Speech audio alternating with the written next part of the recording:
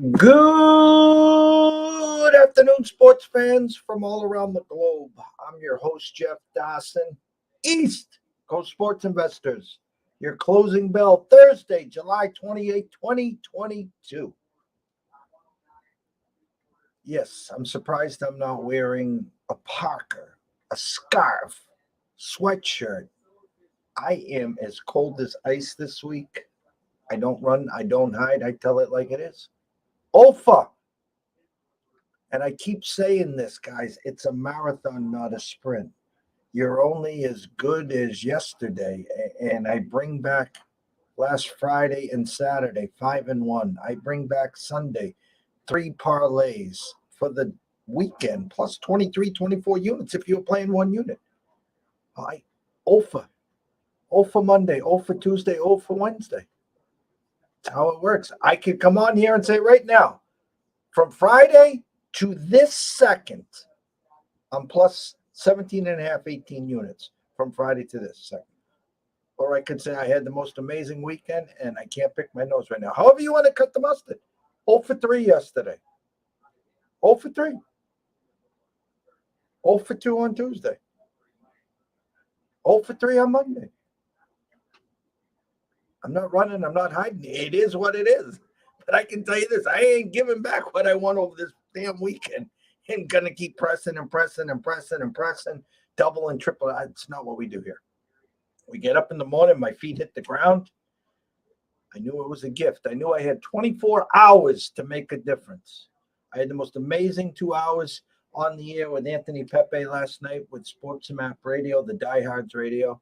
I was blessed. I was gifted. I had a blast, and there's going to be a lot more of that, hopefully, God willing. Woke up this morning, 10:30 a.m., Andrew McGinnis from Wager Talk. We talked CFL. 1 o'clock, Zaid Hussein talking UCF. 277 UFC. I'm sorry, UCF. I'm thinking college football already. UFC 277. Amanda versus Pena. Talked about a few other fights. Gave us a winner for next Saturday. And now I'm back here at 4:30, actually 4:44 to be exact, to bring on our co-host. I was on the phone with Vegas and Mr. Dave Sharapan prior to the show. A few minutes late, apologies to Scott, but we're here. Anyone that wants to listen, thank you. Without further ado, let's bring him in from the Palm Tree State himself, the one, the only, Mr. Scott E. Webb.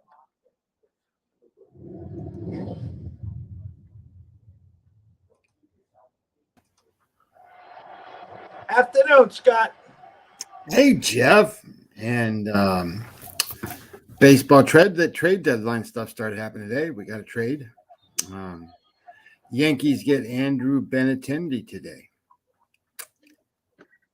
They need a lefty bat. He's an all-star. He's played in that market. He's done very well. We gave him away for a bag of balls.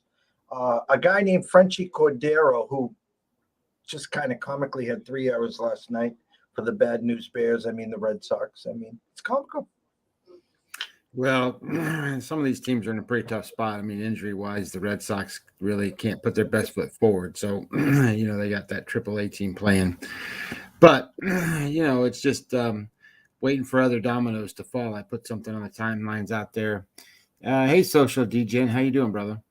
And I put some stuff out there on the Twitter timeline. And I think based on what I was looking at today, in regards to playoff odds and sort of where Fangraphs puts everything, it looks to me like the National League is pretty squared away. So there's only two teams that are playing for anything in the National League, and that's going to be St. Louis and Philadelphia. Now they might be playing for seeding and stuff like that, but you're gonna probably see. You're probably going to see the Mets win or the Braves win, one of the two, and then the other one's him. And then you're going to see the Brewers be in. You're going to see the Dodgers be in, the Padres be in. So then it becomes who's the last one? Well, according to the make the playoffs odds, the Cardinals right now are 51%, and the Phillies are 49.4%. So I would suggest that somebody making a trade deadline move right now on one of those squads is going to put their right foot forward, or possibly, depending on what the deal is. But I think that's an interesting to watch. On the other side of things, in the American League, it's kind of, I don't want to say it's wide open because it's not really wide open, but there's more teams in play. You know, it's funny too. Shout out to SoCal. What is up, my brother? He comes up with all those amazing trends out of nowhere on our Twitter and SoCal. When I see them, I always bring them up here on the show. So thanks so much for jumping on here this afternoon. It's funny because last year the Red Sox were in it, and they needed a first baseman, and Anthony Rizzo knew he was coming to Boston, and he ends up in New York. The Sox try to do the smaller deals, and they don't want to give up anyone in the farm system. The small deals that they hope to get the high ceiling, the high return. I'm hearing rumblings. Listen, we said this the start of the year. The Cards want Bogarts. Now, the Sox aren't going to become sellers. In other words, you can look at it this way, Scotty. The Sox are renting Bogarts right now for 2 months, trying to make their push. They could move DGen. Oh my God, look at it. Okay. They could move JD if they wanted to. There's a lot of people looking at JD. I keep talking about Eovaldi. He's walking as well. Soto now, all of a sudden, the Padres are the front runner there. A lot of moves to be made. The American League is just amazing right now. The Sox are in dead ass last right now. And I'd love to see the Orioles make the playoffs. I think that would be the greatest story of the year. But they're caught in between. I was talking to Dave this morning and this afternoon. Their one chip is Mancini. Now, are they gonna? They're ahead of the Sox right now. They're in the mix. Are they gonna move? The biggest story, battles cancer, beats it, home run derby. I mean, it's an amazing story, but they're building for their future. Seattle, 14 in a row before the break. Cleveland hanging around. I'm just looking at all these teams. Texas has got 43 wins. They're out. Okay, we can say that. Seattle 54, Cleveland 50, Toronto 54. I said it today with Andrew. If Toronto was smart, they'd beat the Yankees to Castillo. They got Berrios last trade deadline.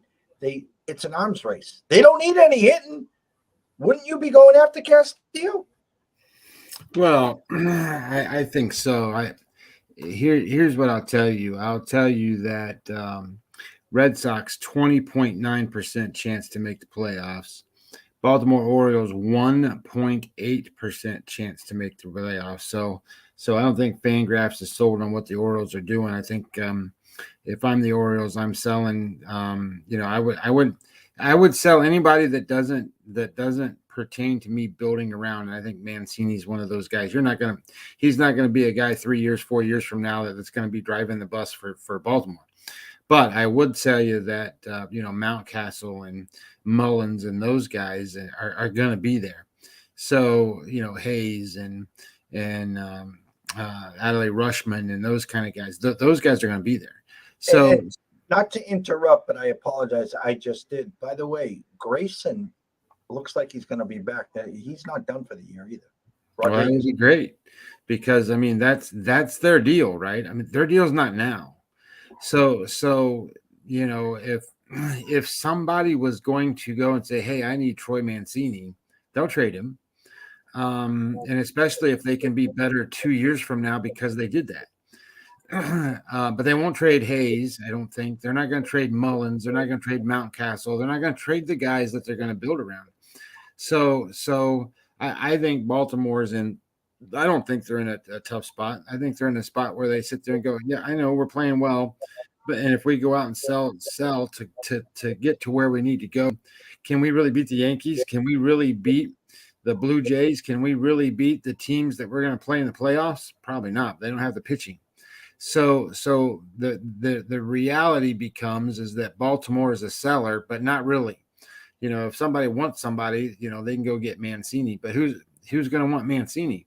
Do the St. Louis Cardinals need him? I don't think so. They got plenty enough hitters. I mean, they just played Toronto with a team that was the backups, right? And they played them win and won a game.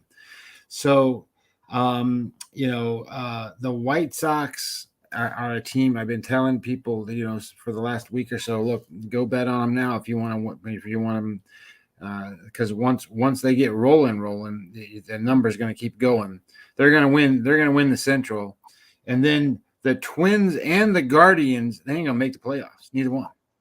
I think they're both out. So I think what you're going to end up seeing is I think you're going to see the Blue Jays, Rays, and Mariners right now, unless there's a deal done somewhere down the line that puts the Twins or the Guardians ahead of Seattle or ahead of the Rays.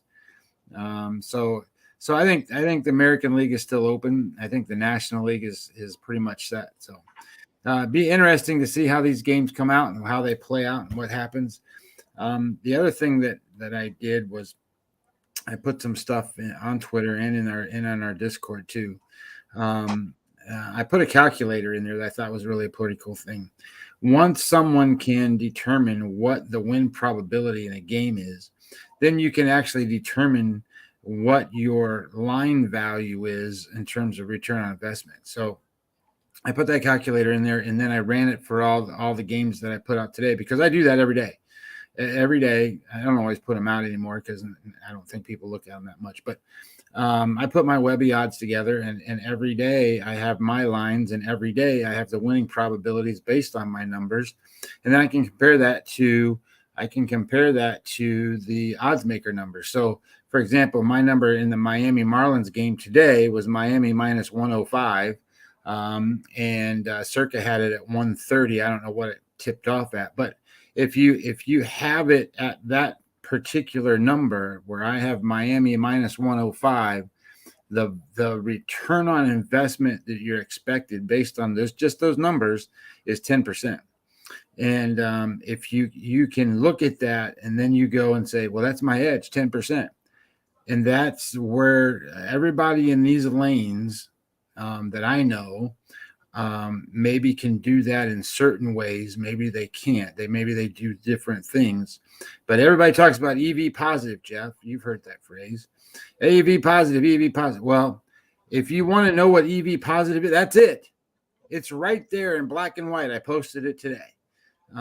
That's how you know whether you're actually making an EV positive play or not. Now, I will tell you this, because I know that the feedback's going to go, wow, you got this and that, and this is wrong, whatever.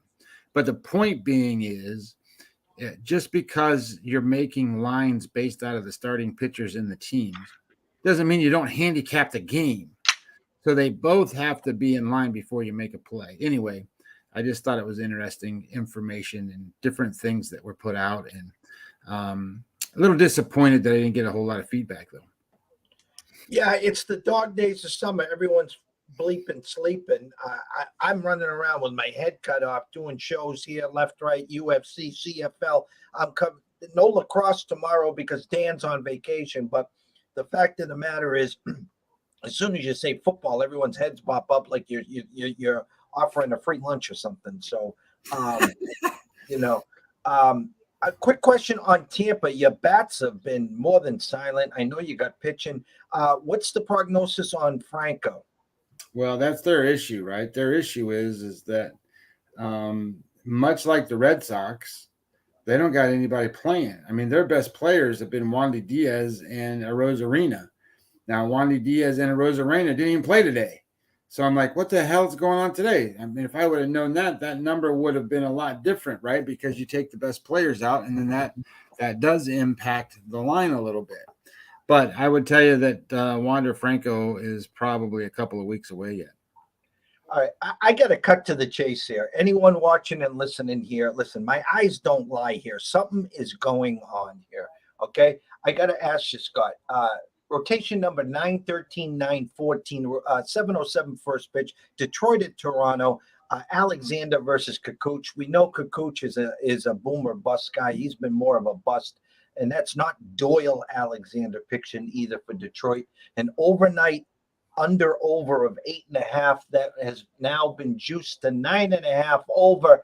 Circa just went to 10. SoCal, are you dropping a bag with Derek or Mr. Benson? Because I was going to tell everyone, go run to the window, get the 9.5. It just jumped to 10. What the hell's going on over there?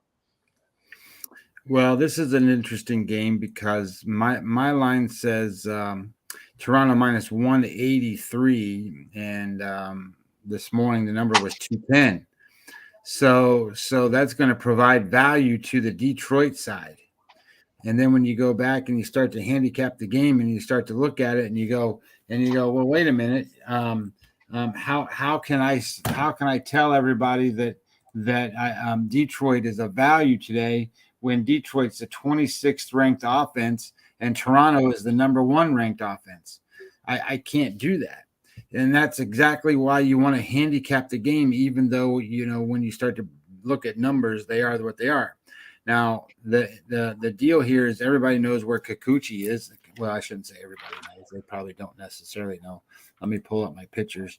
So Kikuchi, he hasn't made a start since since July 4th, July 5th. So this is first start in a month. And he's just not very good. So he's one of the worst pitchers out there. He's got an expected WOBA number against Detroit of 373, and he's got an SOPS plus number against Detroit lifetime of 141. It means he's 41% worse against that team than he is an average team, and his ex-WOBA number is much higher than where it should be. I mean, 330 is about the average. So he's 40 points above that number. His issue is walks. I mean, he's averaging 6 walks per 9 innings over his last 30 days, and that's only basically 1 or 2 starts there. And so he's got good stuff. He just can't control it, and then he gets out of control, and then they get on base. Now, Alexander's a different story altogether too. He hasn't pitched a whole lot. He's only pitched, I think, 6. He's pitched 6 times in the last month, and he's a relief pitcher. So he's going to be an opener type guy. So he's only going to go 2 innings, maybe 3 innings. And he hasn't been very successful in that role. As a matter of fact, when he starts, I think he started 4 times. And let me pull it up. Where is he? There he is. And he started 4 times in that role, and they've never won. Not once. They're 0-4 in those times that he has started. Now career against Toronto, he's 2-0. I mean, his team has been good, and Kikuchi's been 2-1 in his last 5 against Detroit. So he's won these games, and Alexander's won these games, but they haven't pitched well in any of those games. So I can see why the numbers are going and moving the way they are. My thought though is that in any time you're counting on the Detroit Tigers to score runs, I think you're looking at the wrong tree. They've scored. Where's their run total? There it is. And in the last 7 days, Detroit, because I know they scored 8 runs in one of those games not too long ago. They are kind of in the middle of the pack. They got 32 runs though. So I'm going to say that this is a game where the expected over should be there. I would expect that the Detroit bullpen is in a spot. I pulled it up here earlier. The Detroit bullpen is ranked right now because they fluctuate, but they're ranked 18th out of 30 teams. So that's a little bit below average. So there's a good reason why you would expect, some runs here. So SoCal just put up Kikuchi's teams are 1-12 money line when he starts against a team with a win percentage of 500 or lower. Obviously, Detroit. Toronto is 1-8 money line in this spot as well. Average score 10 spot for Blue Jays is 3.9 and for 5.5 runs against. So there gets your 8. That's 9.3 right there. I just find it. What was really intriguing is we started the show here 20 minutes ago is that it was an overnight number of 8.5. Then it went to 9.5, corrected throughout the day, And then Jeffrey Benson and the boys just posted at 10 as we were about 10 minutes into the show. So it's 5 o'clock now, 2 hours before post time. Find it kind of intriguing. That's all. Well, no, I mean, so think about this, right? So how many games did you say Toronto won at the beginning of the show? They won like almost 55, 56, something, 60? Toronto right now is 54 and 44. 44. So they got 44 losses. So Kikuchi has started 16 games for Toronto this year. And in those 16 games, Toronto is 5 and 11. So Kikuchi's game starts alone are 25% of the losses of that team. Detroit's team total 3 and a hook juiced over 130. Toronto team total 5.5 juiced under. So someone's playing hanky panky here. Yeah, well, I don't mind that over for Detroit. It's just a matter of are they going to hit. So you know it's two. Baseball's a threefold story.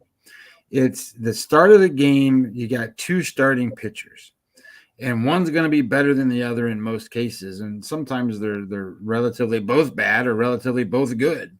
And then secondly, you have the offenses. One's going to be better than the other one, or one's going to be hotter than the other one usually.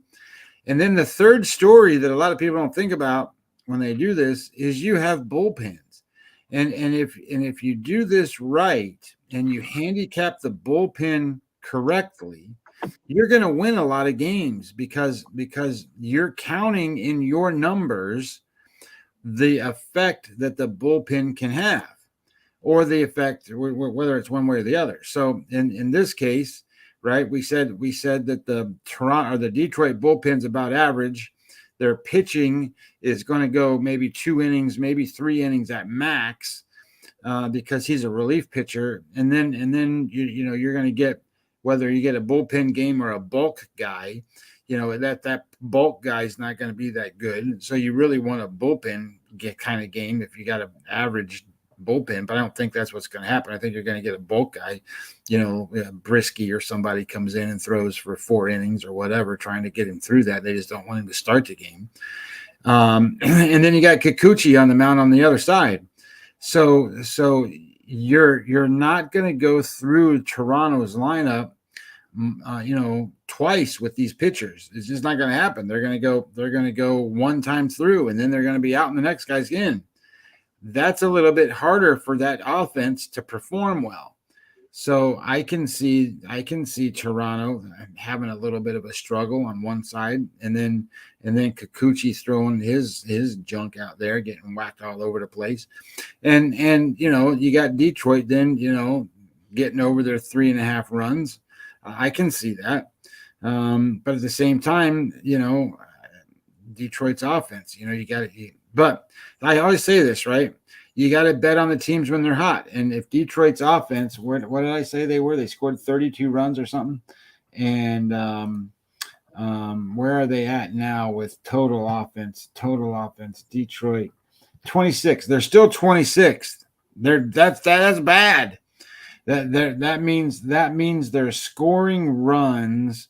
They're not necessarily creating runs, moving the ball, getting on base, doing all the stuff that you need to do. They're just scoring runs. So they put up a 9 spot on Monday, Scotty. Yeah, that's so data can be conflicting as well, right? I mean, they're down there in terms of where they rank on offense, 26th. They're down there just behind Philadelphia, who has 23 runs, and just in front of Miami, who has 21 runs, and they got 32. So that just shows you kind of they had maybe one stellar game or maybe 2 games in the last 7 days that stood out, but they still aren't. They're still the Tigers. They still don't hit, and that's where I would just go, man. It's hard to support teams on overs that can't score, can't hit, can't get on base, can't do any of that stuff, and that's where the Tigers are. 8 games on the docket. Thursday, usually travel day. Philly and Pittsburgh, Wheeler versus Thompson. Philly's around -190. Dodgers at Colorado, Anderson versus Urena.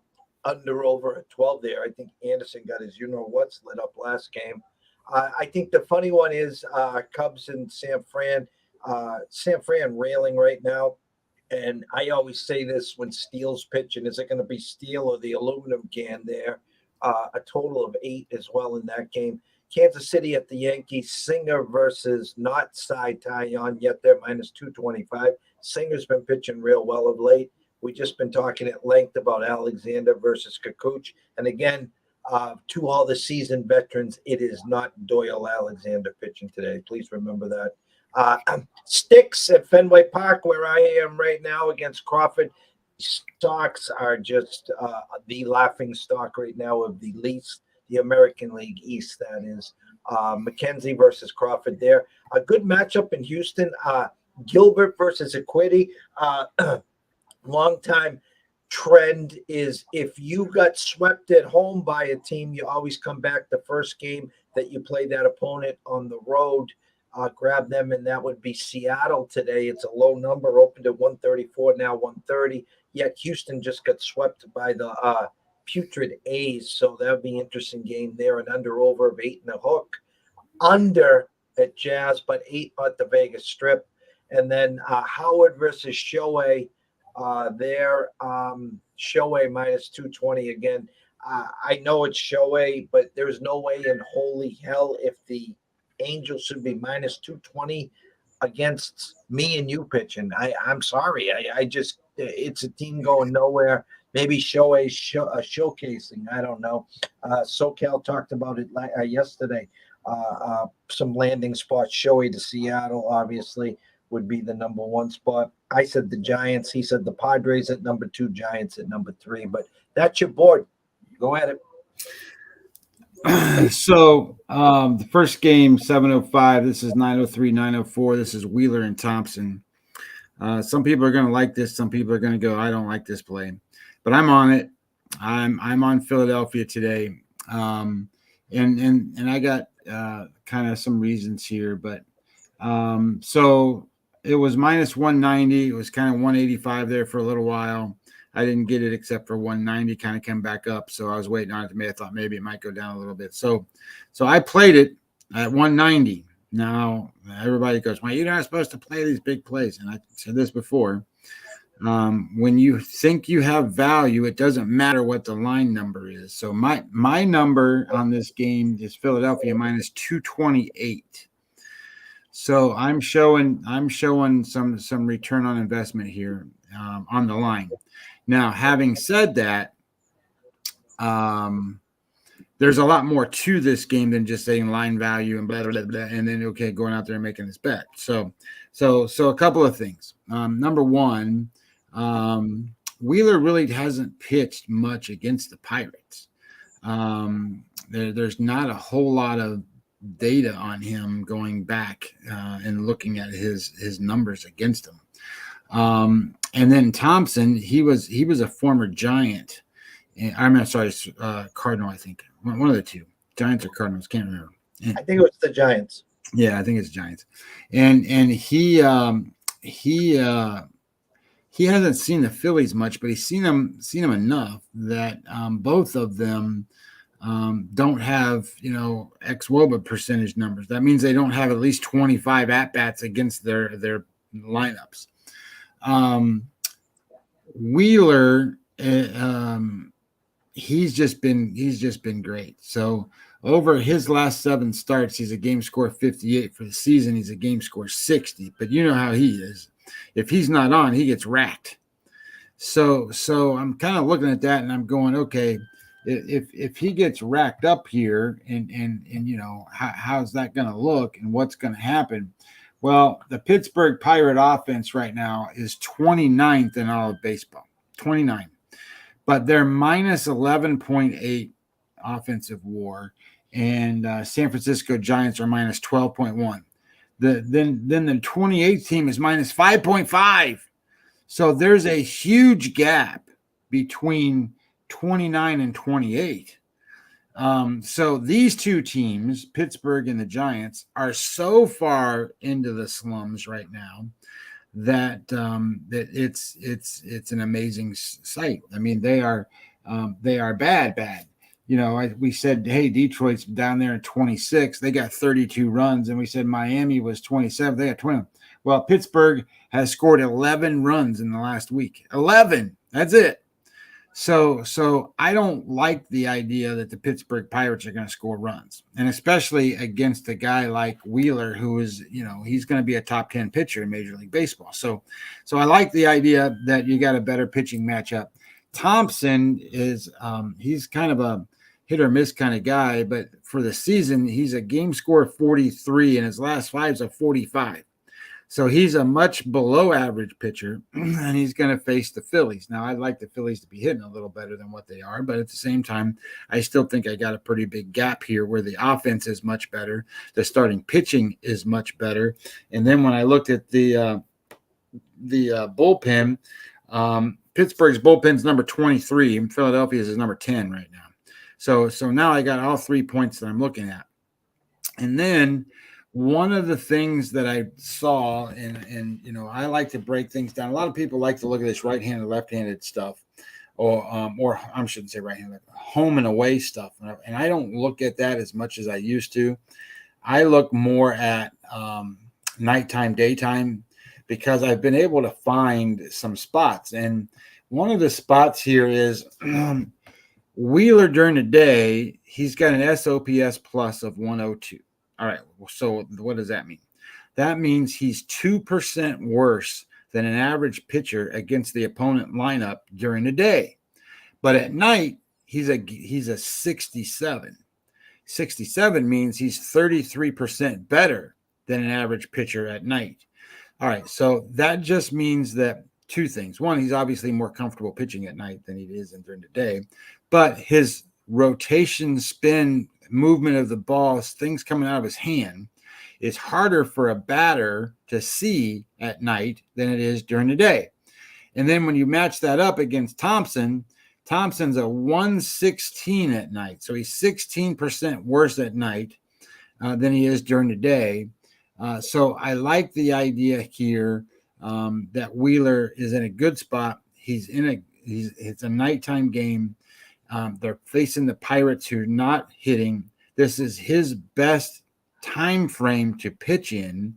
And then when you start to look at, then like say you wanted to look at any other number, like the whip number, guys on base. So keeping guys on base, Wheeler's at a 0.8. So he doesn't allow one guy on base per inning. And Thompson's a 1.5. So he's almost 2 times better at keeping the bases clear. So I bet this 2 ways today. I bet it straight out, and I paid 190.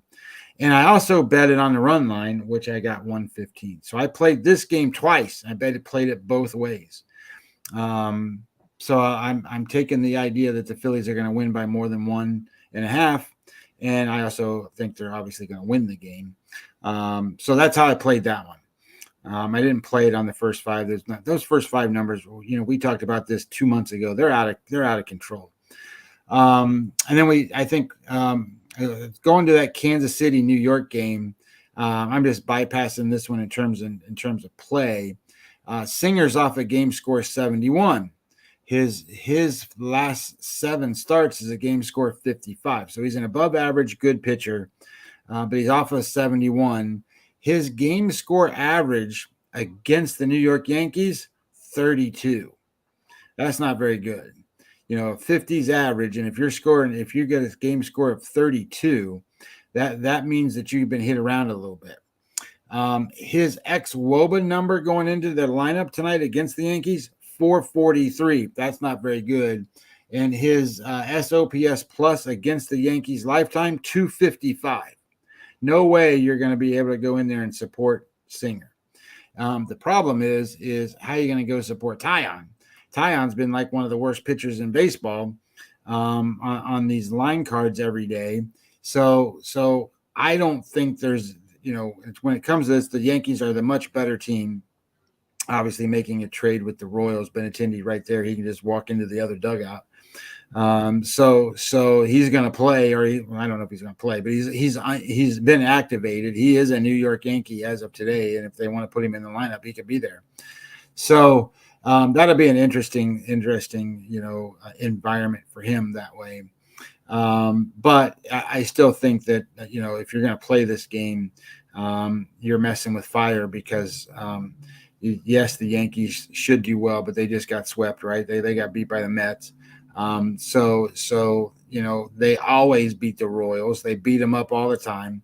And this is the best pitcher that the Royals are going to throw. And he doesn't do good against the Yankees. So does that mean you go out and bet the Yankees? I'm not going to bet them just because it's a lot of money and it's not necessarily, as far as I'm concerned, a solid deal there. You mentioned the Mets or the Yankees, and there's TJ. TJ, what is up, my brother? SoCal also mentioning, hey, this is a nice one here. Angels 6 times this year, minus 200 or better, 5-1. So I would have to say every one of those starts has got to be Shohei's, right? I mean, who else? I mean, Syndergaard never got to that level this year. I don't think any of those starts could have been anyone but Shohei's. Probably. I mean, I would have to go back and take a look. Syndergaard probably got there. I would imagine it's possible. But the next game I did bet, this is going to be Cleveland and Boston. This is McKenzie and Crawford. McKenzie beat up the bad guys. Go ahead, beat up the bad guys. Also known as Sticks, right? So what I found was kind of interesting, though, in this game, is that what was interesting is McKenzie has a 3.50 xFIP, 3.50 Sierra. Crawford, 3.52 xFIP, 3.61 Sierra. So that's really, really close matchup there. But where they differ is in ERA minus. ERA minus, McKenzie's a 9. That's just solid. I mean, he's a 9. And then when you look at what Crawford is, he's a 91. 9 strikeouts average for McKenzie, 8 strikeouts for Crawford. Neither one of them walk anybody. Batting average against for McKenzie is a 146, and his whip rate's 0.79. So when I talked about Wheeler and I talked about how good he was, look at McKenzie's right there. I mean, those numbers are just as good as Wheeler's numbers are. So I like the idea that McKenzie's in a pretty good spot here. What I liked is that I think that the Guardians should have been a slightly bigger favorite because the numbers minus, what is it, 115, I think now? Overnight was 121. So I got it at 132. Now, that's not a big difference, but when you look at then taking out Story, you take Story out of the game and you take out Devers, that's 6.8% worse Boston is. That's not necessary. Well, it might be reflected in somebody's line. It's not reflected in my line there. So that number creeps up. So I think the Guardians should be a little bit bigger favorite here. Now, the Guardians aren't the best team in the world, but they find ways to win. You like their manager a lot. So it's one of those spots. Then you go and say, well, what else do you have? Well, this is where it is. The Cleveland Guardians offense is 7th right now. The Boston Red Sox are 21st. And so there's a pretty good gap there. Where the other gap is, and this is the more important gap. The more important gap is the late innings of the game. Cleveland's bullpen is ranked 2nd. The Boston Red Sox are 28th. So you're going to tell me Boston Red Sox 28th bullpen, and you got Cleveland at 2nd, and then you've got a little bit of a pitching advantage on the mound. Not a big one, but a little bit. I like the edge that I got here. So I took McKenzie minus the 113 or 115. I think my number when I bet it was 113. 115 is kind of the same number what it is maybe now. 117, 119, something last time I saw. But anyway, that was my second play. Then that Seattle and Urquidy game. That's an interesting game. So you know what I've told you about pitchers that last time they start a game is facing the same team that they pitched. So Gilbert faced Houston the last time out, game score 65, still lost the game, but game score 65. Urquidy was a game score 57, won the game. So they're not supposed to pitch as well the next time out. Well, I would advise that they probably won't. But what I liked about this was I liked Gilbert in a sense that Seattle is coming into this where Houston just got beat 3 times by Oakland. That doesn't tell me that Oakland or Houston's going to turn around and light the pants on fire and go crazy and hit here. I think when they came out of the break, Houston had a thought in mind. They wanted to go up there and stop that streak, so they did. This isn't the same kind of fire and thought that they have in this game. Now, Urquidy has faced the Mariners a lot of times. I don't remember how many, but a lot. And it is by far the worst team he pitches against. I mean, it's not even close. That last start he had, game score 57, is the best start he's ever had against Seattle, ever. His game score against them this season, he's pitched 3 times. This season against them is 29.5. And he just pitched a 57. So you got to understand how bad he was. I think there's a game score 17 and a game score 9 or some crap in there. He gets bombed. His game score against them in the last 5 times is a 35. By far, it is the worst team that he faces in terms of being hit against.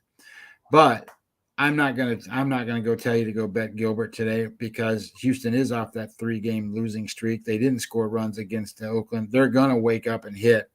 Maybe they were waiting for this. I don't know. So I was all giddy to go be betting on Seattle today, and then I'm like, I better not be doing this because that damn team is weird. They get motivated on certain things, and I know they went up there to stop that streak, and this time they're not going to have that streak. So I stayed off of it. But I think Gilbert's the right side. I just didn't play it. Dodgers Colorado is an interesting game in a sense that Anderson's been really good. His game score for the season's a 58. His last 7's a 60. So it's like pitching like an ace. His last time out, though, was a 66. So that kind of scares me in a sense that he's now going to pitch in Colorado. His game score in Colorado is a 51.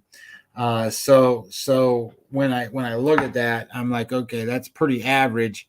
And Urena, I don't know what his deal is, but when he faces the Dodgers, he faced them once already this year. He's got a game score 62 against the Dodgers. Now he hasn't always done that, but he's been pretty good there. But Urena is one of those guys for the first few innings, you look at him and you go, holy crap, this guy can pitch. And then all of a sudden he's given up 7 runs because he's walked 5 guys and gave up a home run or 2. And then all of a sudden the wheels are falling off. So I'm going to stay away from that one. That Texas and LA game, Angels. Ohtani's off of a bad start, so he's got a game score 44 in his last time out, and that's the lowest number for him. And keeping in mind that over his last 7 starts, it's a 71 for him. So I see, there you go. He just put up there Urena started versus the Dodgers is under is 4 times. He pitches good against the Dodgers for some reason. But anyway, Ohtani's been really, really super, and his numbers are unbelievable. And Howard's been really bad. So I get all the focus on all of that stuff. You could not get me to bet on the Howard side of this in any way, shape, or form. There's no way I could do that. It would be bad. And then Chicago and San Francisco. Problem here is that San Francisco can't hit. They're playing, they're 30th out of 30 teams, so that can't be good. And Wood is off a game score 39, but his metrics surprised the living hell out of me. 2.30, 2.53. So his xFIP and SEER numbers are phenomenal. His ERA minus was a 52. His xWOBA number against the Cubs, 279. He's got a 10.59 strikeouts per 9 innings, which is unbelievable to me for a pitcher that has a 48 game score in his last 7. So he's been where this comes out as it's his BABIP, right? I talk about BABIP sometimes. That's batted average on balls in play. So his batting average against him is 220, which is below average. But his BABIP number is 288. So that's a 68-point jump, which is an unlucky number. So the balls that have been hit have just been hit into where players aren't. So he's been unlucky that way. He's got a soft hit rate. I mean, his hard hit rate's 21.7, so that's really good. That's green. His CSW number is green. That's called strikes plus called strikes plus whiffs is 31.8, which is up there with the big boys. I mean, there's only 4 of them in the 30s today, and he's one of them. So he can be a dominant pitcher. He can be really good. Steals off a game score 46. His last 7's a 53.